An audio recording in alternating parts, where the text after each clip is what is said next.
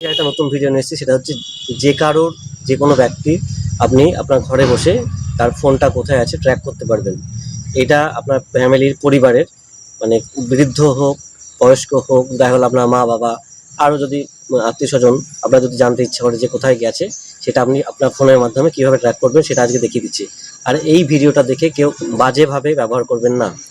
এই ভিডিওটা দেখার জন্য বলবো আমার এই পেজটিকে ফলো করে রাখুন এবং সঙ্গে আমার স্ক্রিনটা দেখুন কিভাবে করে দিচ্ছি, সঙ্গে থাকুন দেখিয়ে দিচ্ছি। আপনাকে সর্বপ্রথম আপনার ফোনে যেতে হবে গুগল ম্যাপ।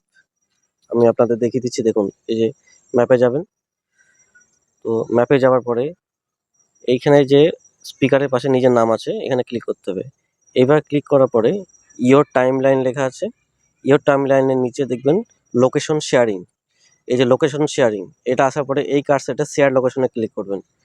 তারপরে আপনি যাকে পাঠাতে চাইছেন, দেখুন আমার ফোনে 96% আছে চার্জ, এবং আনটিল এটাকে করবেন until you turn this of.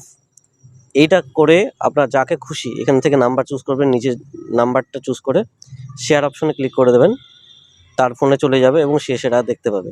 তো এইভাবে আপনার ফোন থেকে অন্যজনের ফোনে কীভাবে লোকেশন ট্যাগ করা যায় সেটা আপনি দেখতে পারবেন। যদি ভিডিওটি ভালো লেগে থাকে অবশ্যই লাইক করবেন। আর আমার ইউটিউব চ্যানেলের নাম হচ্ছে ইন্ট্রো উইথ বিকে। ভিডিওটি দেখার জন্য অসংখ্য ধন্যবাদ।